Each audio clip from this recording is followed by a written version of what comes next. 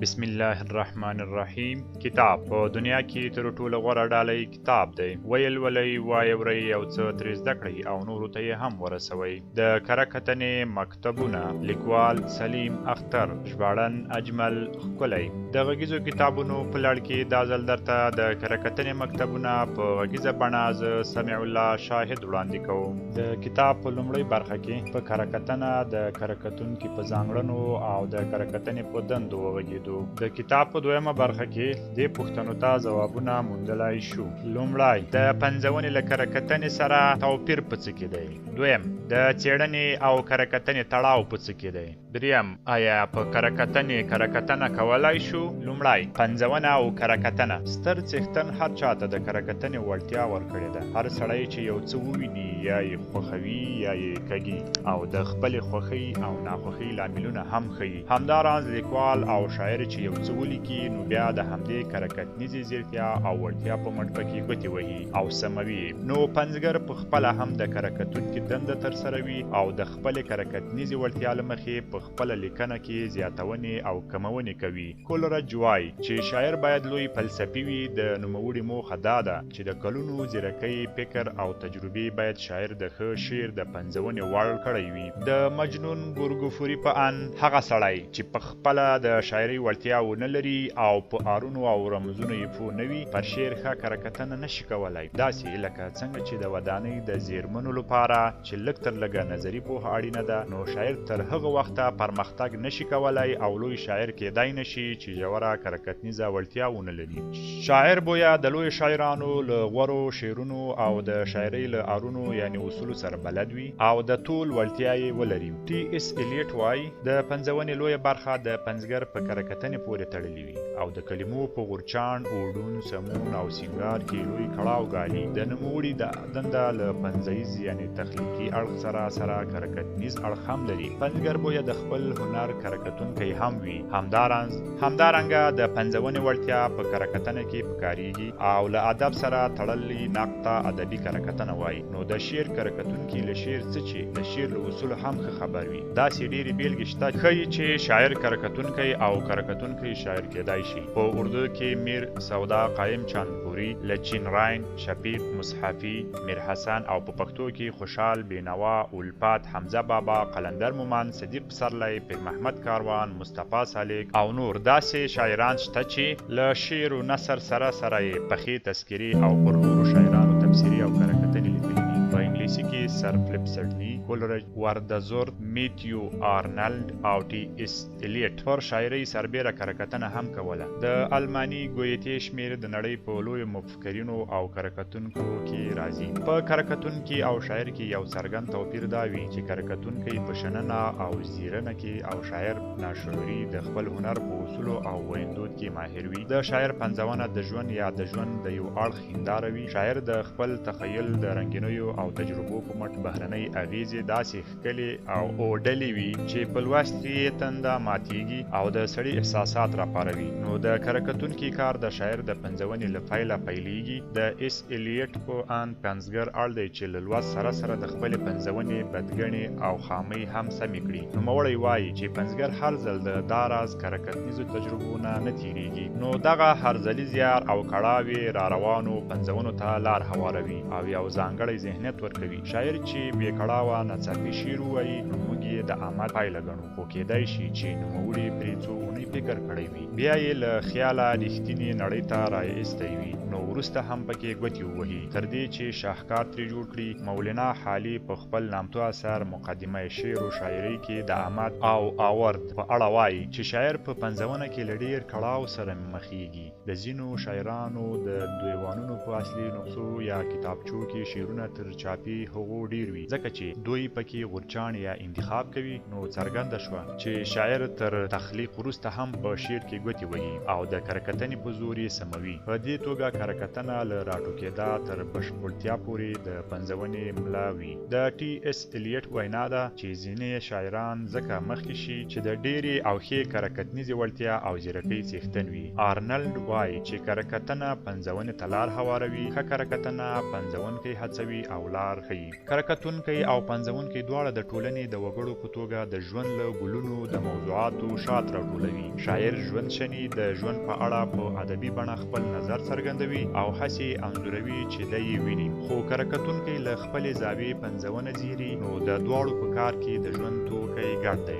پنځونکی او کرکټونکی د انساني ټولنې د غړیو په توګه پر یو بل اغیز ښندي. ادب کرکټونکي ته د زیرنې ارونه او کرکټنه چې له رغنده ټولنیزې پوهې سرچینه اخلي، پنځونکي ته د پنځونې لار ښیي. خو کله دا دواړه وړتیاوې په یو کس کې راغونډې وي چې له یو بله توپیرېدای، شنل کېدای او ارزښت یې ارزېدای شي. کرکټونکی د کرکټنې پر مهال هڅه کوي چې ځان د لیکوال یا شاعر له ذهني چاپېریال سره همغږ کړي او له دې لارې په پنځونه ځان او نور ښه پوه کړي. هله یې د رغونې او سمون چاره را اخلي. نو څرنګه چې پر کرکټنه کېدای شي، داسې په کرکټنه هم تخلیق لاس کارندوي. ټي اس الیټ وایي چې کرکټنه خپلواک څیز دی. څرنګه چې کرکټنه په پنځونه کې ویلېدای شي، دغسې پنځونه په کرکټنه کې نشي ویلېدای. خو کرکټنیز فکر د هنرمند له کرکټنیز کړاو سره له همغږۍ پرته بشپړېدای نشي. د الیټ له دې خبرې د کرکټنې توپیر او تړاو دواړه رانه شول. کرکټونکي چې پر یو پنځونه نقل لیکي، ادبي ژبه کاروي چې په دې توګه کرکټنه په خپله د ادب دایرې ته ورننوځي. سکاټ جیمز په خپل اثر د ادب رغونه کې وایي چې کرکټونکی باید د یو شاعر یا لیکوال پر کارنامو د خبرو پر مهال د ستنېدو وړتیا ولري او د خپل تخلیقي تخیل په مرسته له پیله تر پایه پنځونه وشني او ځان او نور پرې پوه کړای شي. نو کرکټونکی گویا د پنځګر غوندې د ژوند له ذهني او بهرنیو پیښو خبر وي. ګنې په پنځونه کې به د ژوند راغلی انځور ونه شنلی شي. د مجنون ګورګفوري په ان کرکټونکی د پنځونکي همراز او همکار وي او هغه غوره لارې چارې ورښیي چې په خپله شاعر ته معلومې نه وي. پنځګر پر خپله هستونه دومره مین وي چې د ښېګڼو او بدګڼو پته ورته نه لګي یا تیر وځي، نو کرکټونکی یې له تېروتنې بچوي. کرکټنه نوې پنځونې ته لار هواروي. د یو شاعر پنځونه بل شاعر زیرلی شي چې دا بل شاعر کرکټونکی دی. نیاز فتحپوري دا خبره داسې کړې ده: څرنګه چې پوه سړی خبرلوس نه وي، دغسې ژبور سړی ویناپوه نه وي. چې د دې خبرې ښه بېلګه میر دی چې ښه شاعري یې کړې ده خو سخنشناس نه و، ځکه چې داسې کمزوري شعرونه یې انتخاب کړي دي چې د ده شاعرۍ ته یې زیان رسولی دی. ما په زیاترو لویو شاعرانو کې دا نیمګړتیا لیدلې ده. نو د کرکټنې د حق اداینې لپاره اړینه ده چې ګریوان زما وي او لاس ستا، ځکه چې خپل لاس مې ګریوان ته نه رسیږي. سقراط هم له شاعرانو سره تر لیدو وروسته ویلي وو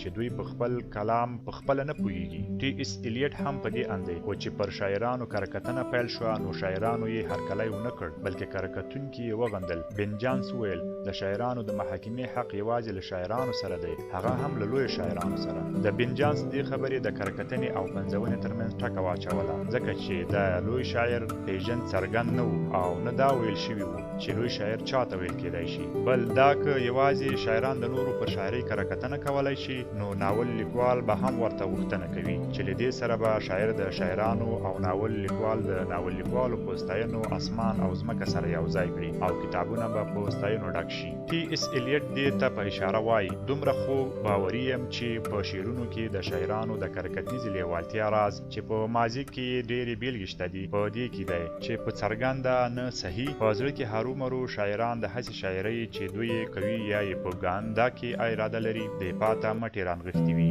دا خبره په ځوانو شاعرانو کې ډېره لیدل کېږي. دا راز چې شاعر د خپلې شاعرۍ دفاع کوي، نو پخوانیو شاعرانو ته چې د بل مهال دي هم د خپلې شاعرۍ له وته ګوري او دومره خنده او مبالغه پکې وکړي چې د شاعر پر ځای ترې مدافع وکیل جوړ شي. دا ډول کرکټونکي پیلي وي، ځکه چې ځینې شاعران خو د خپل ذوق له مخې وزیري، خو نور له څیرمې پرېږدي.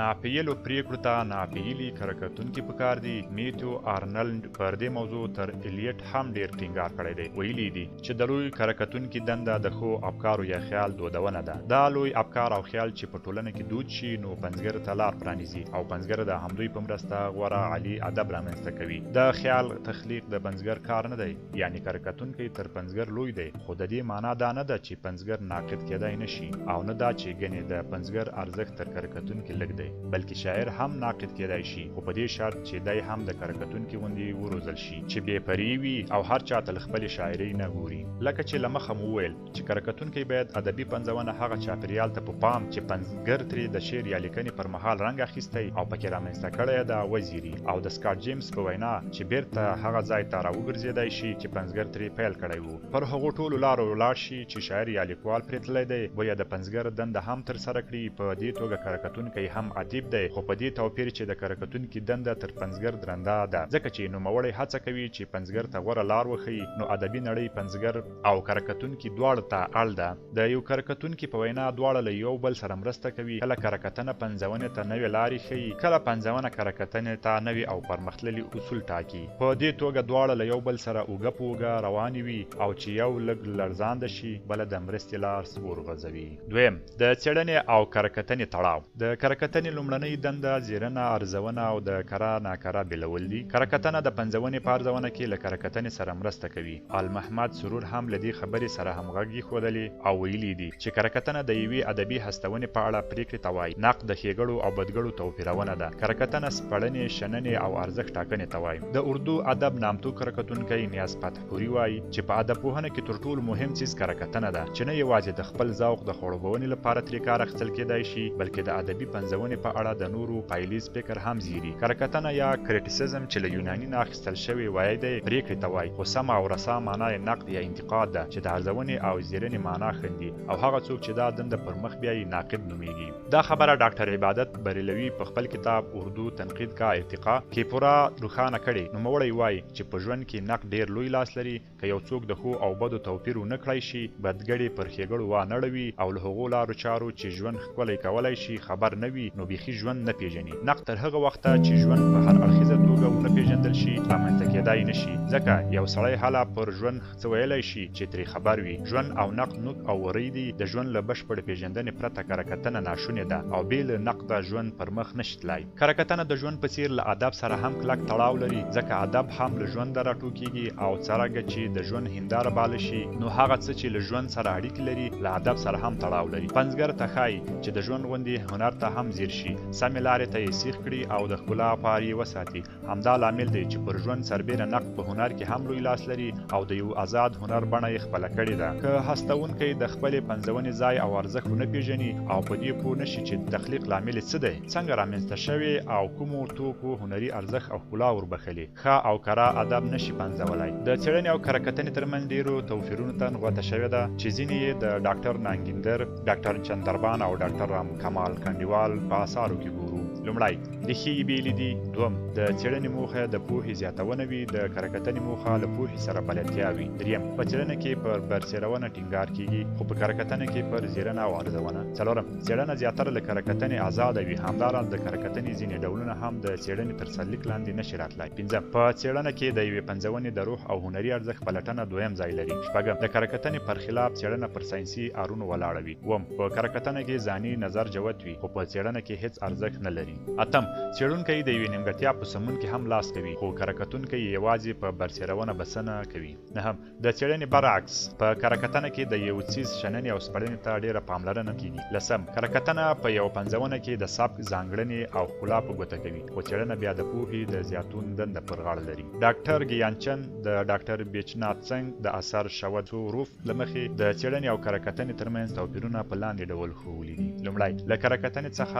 ادب ته لارښوونې هیله کېږي، خو له څېړنې څخه دا هیله نه وي. دویم، څېړنه د منل شویو حقایقو پر بنسټ د نوي دریځ خپلونه ده. دریم، د څېړنې کړلار ساینسي وي. څلورم، څېړنه په بنسټیزه توګه پر حقایقو ولاړه وي. پنځم، څېړنه د ساینس په څیر په اشیاو شمیر کوي، خو کره کتنه بیا د پنځونې د ماهیت ښکارندوی وي. شپږم، د څېړنې سکالو یعنې موضوع نغښتې وي، یعنې د نغښتیو څیزونو برسېرونه ته وایي، خو کره کتنې موضوع بیا بربنډه وي. اووم، څېړونکی تر کار له مخه ګڼنې یعنې فریضې جوړولی شي، خو کره کتونکی بیا دا واک نه لري. اتم، د څېړنې ژبه ساینسي او سړه وي. پروفیسور رشید امجد وایي چې کره کتنه په لنډه توګه د یوې ادبي پنځونې د ښېګړو او نیمګړتیاوو زیرنې ته وایي، او پرمختللې بڼه د ټاکلیو ارونو له مخې د یوې ادبي هستونې ارزونه ده. په دې توګه فلسفه هم په دې کار کې لاس لري، ځکه آر جوړونه د فلسفې له مخې شونې وي. د دې برعکس، څېړنه د پلټنې له لارې حقایق را برسېروي. د ډاکټر رشید حسن خان په وینا سره له دې چې څېړنه د کره کتنیز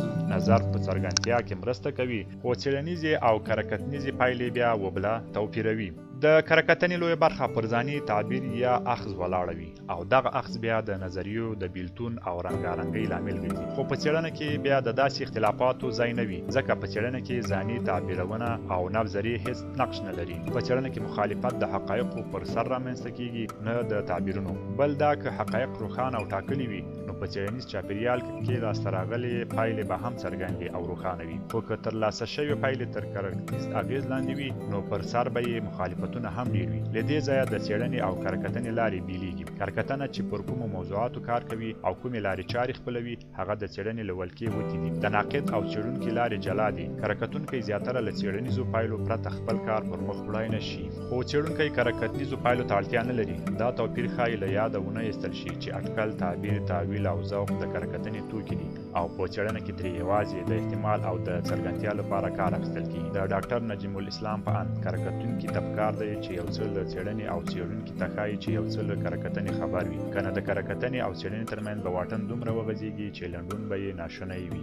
د دغو ښاغلیو له څرګندونو ښکاري چې کرکټنه او څېړنه دوه بېلابېلې نړۍ دي چې له یو بل سره هیڅ اړیکې نه لري او که لري نو یوازې ترکینې، تربګنۍ او دښمنۍ پورې دي. څېړونکی اړ نه دی چې د څېړنې پر مهال له کرکټنې کار واخلي او نه کرکټونکی له څېړنې ګټنه کولی شي. دا خبرې تر ډېره ځایه پر مبالغه او مضر احتیاط ولاړې دي، ځکه پوهانو د کرکټنې او څېړنې ډېر داسې اړخونه په نښه کړي چې له یو بل سره ورتهوالی او تړاو لري. په اردو مین اصول تحقیق کې سید عبدالله وایي نن سبا زموږ ځینې پوهان په دې اند دي چې څېړنه او کرکټنه د یو خط دوه متضادې نقطې دي چې له یو بل سره یې همغاړي ناشونې ده. په دې توګه کرکټونکی له څېړونکي بیخي بیل دی، یعنې کرکټونکی هغه دی چې له څېړنې او څېړونکی هغه دی چې له کرکټنې سره هیڅ راز سر و کار نه لري.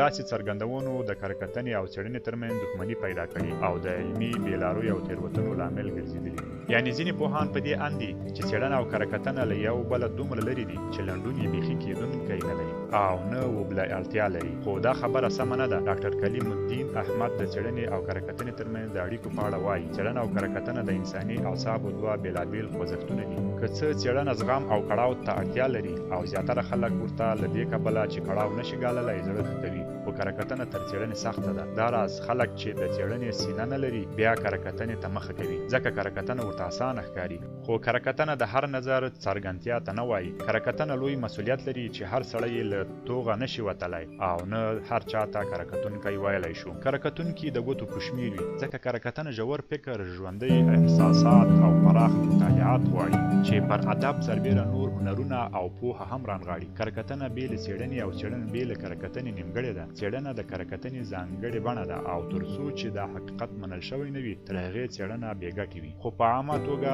څېړنه له کرکټنې هاخوا یو بل هنر ګاڼه شي او تر کرکټنې غوره بلل کېږي. که څېړنه له کرکټنې بېله کړو نو لاره به ترې ورکه وي. دا توپیرونه یوازې د کرکټنې او څېړنې ترمنځ د بېلښت لپاره رامنځته شوي، ګنې دواړه وبله اړتیا هم لري. کرکټونکی چې کرکټنه کوي لومړی باید د شعر په اړه څېړنه وکړي چې رښتیا هم دا د دغه شاعر دی او که نه، دا شاعر د کوم ځای او د کوم وخت و.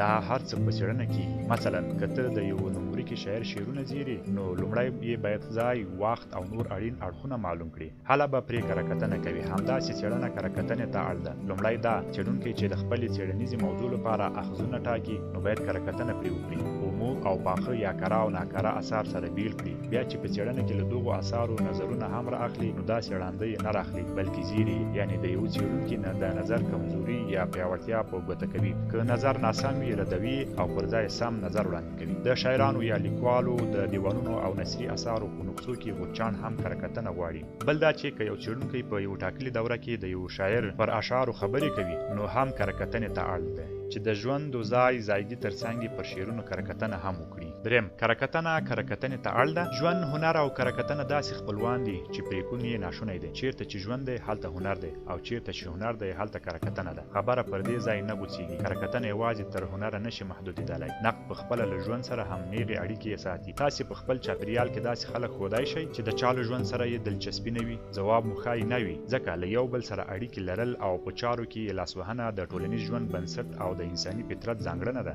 دا هر څه له ژوند سره تړلي دي چې ژوند وي نو ستاینې او غندنې به هرومرو وي، خو ستاینې او غندنې کله د رغونې او کله د ړنګونې لپاره وي. هماغه شان چې غندنې سړی ځپي، بې ځایه ستاینې هم تاترین ته رسولی شي. پر خلاف یې پر ځای نیوکه او ستاینه سړی له بېلارۍ ژغورلی شي. کیدای شي یو ناقد د یوې هنري پنځونې ښېګڼې ونه انګېرلی شي او یوازې د نیمګړتیاوو یا بدګړو په ښودنه کې بسنه وکړي. په داسې حالاتو کې کره کتونکي ته بد رد ویل پکار نه دي، د کره کتونکي نیت زیرل بویه. د کره کونې او کره کتنې خوی هر څوک لري. په خپله لیکوال یا شاعر هم دا کوښښ کوي چې د خامیو مخه ونیسي او تېروتنې راغبرګې نه کړي، خو چې همدا خامي د بل له خولې واوري نو بیا یې تندی 12 غوټه شي. لکه د مخه چې وویل شو چې د کره کتونکي نیت معلوم شي او بیا پرې د مسلمان یا کافر ټاپه ولګول شي، نو د ورانوونکو کره کتونکو مخه نیول کېدای شي، خو دا نیت مادي خاصیت لري چې وتلل شي یا یې حجم معلوم کړی شي. ډېر داسې کره کتونکي شته چې په عقر یې څوک نه پوهېږي او نه یې له خولې د تخریب یا تعمیر پوهېږي. بله خبره دا ده چې دا کار به په خپله لیکوال یا شاعر کوي که بل څوک، که پنځونکي یا لوستونکي ته یې سپاري نو دوی ښایي تر کره کتونکي پوه وي. داسې خو بیا د کره کتونکي هېڅ اړتیا نشته او کره کتونکی هم چې ویل کېږي چې تر پنځونکي او لوستونکي پوه وي له خپل چوکاټه وځي.